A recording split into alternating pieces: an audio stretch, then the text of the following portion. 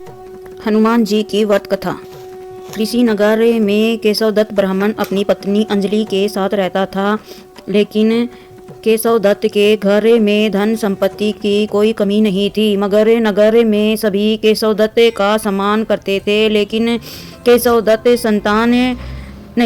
दत्त को कोई संतान नहीं थी। वह दिन रात इसी चिंता में लगा रहता था। दोनों पति पत्नी प्रतिदिन मंगलवार को हनुमान जी की पूजा करते थे और विधिवत मंगलवार का व्रत करते हुए कई वर्ष बीत गए। ब्राह्मण बहुत निराश हो गया, लेकिन उसने व्रत करना नहीं छोड़ा। कुछ दिनों के बाद केशव दत्त हनुमान जी की पूजा करने के लिए जंगल में चला गया। उसकी पत्नी अंजलि घर में रहकर मंगलवार का व्रत करने लगी। दोनों पति पत्नी पुत्र प्राप्ति के लिए मंगलवार का विधिवत व्रत करने लगे। अंजलि ने अगले मंगलवार को व्रत किया, लेकिन किसी कारणवश उस दिन अंजलि हनुमान जी को भोग नहीं लगा सकी और उस दिन वह सूर्य अस्त के बाद भूखी ही सो गई। अगले मंगलवार को हनुमान जी को भोग लगाए बिना उसे भोजन नहीं करने का प्रण कर लिया।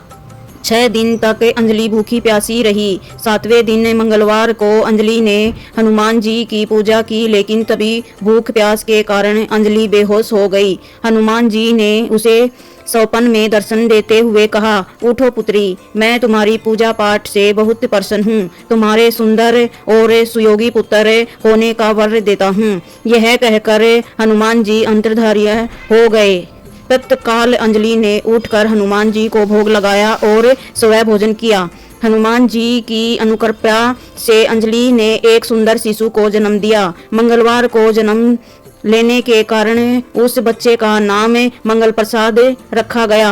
कुछ दिनों बाद अंजलि का पति केशव दत्त भी घर लौट आया। उसने मंगल को देखा तो अंजलि से पूछा, यह सुंदर बच्चा किसका है? अंजलि ने खुश होकर हनुमान जी के दर्शन देने के विषय में और पुत्र प्राप्ति होने के वरदान देने की सारी जानकारी अपने पति केशव दत्त के साथ साझा की। उसके पति के मन में यह बात कुछ हजम नहीं हुई। उसके मन में पता नहीं कैसे यह कुत्सित विचार आ गया कि अंजलि ने उसके साथ विश्वासघात किया है। अपने पापों को छिपाने के लिए अंजलि झूठ बोल रही है। केशव दत्त ने उस बच्चे को मार डालने की योजना बनाई। एक दिन केशव दत्त स्नान करने के लिए कुएं पर गए। मंगल भी उसके साथ ही चला गया। केशव दत्त ने मौका देखकर बच्चे को कुएं में फेंक दिया और घर आकर बहाना बनाने लगा कि मंगल तो मेरे साथ गया ही नहीं था। केशव दत्त के इतने कहने से ठीक बाद मंगल दौड़ता हुआ घर आ गया। केशव दत्त मंगल को देखकर बुरी तरह हैरान हो गया।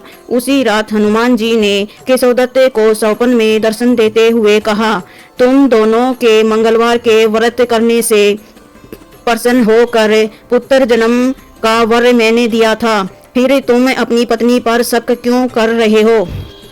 उसी समय केशव दत्त ने अंजलि को जगाकर उससे क्षमा मांगते हुए स्वप्न में हनुमान जी के दर्शन देने की सारी कहानी सुनाई। केशव दत्त ने अपने बेटे को हृदय से लगाकर बहुत प्यार किया। उस दिन के बाद सभी आनंद पूर्वक अपने घर में रहने लगे। मंगलवार का विधिवत व्रत करने से केशव दत्त और उसके सभी कष्टों का निवारण हो गया।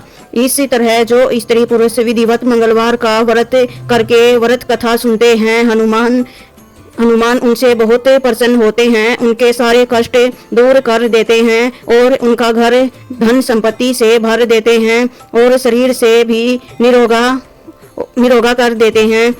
इसी प्रकार यह कथा पूर्ण हुई। कथा अधूरी हो तो पूर्ण करे प्रभु, पूर्ण हो तो मान रखे। अगर आपको यह कथा पसंद आई हो तो वीडियो को लाइक करें, शेयर करें और कमेंट में जय श्री राम अवश्य लिखें। धन्यवाद दोस्तों।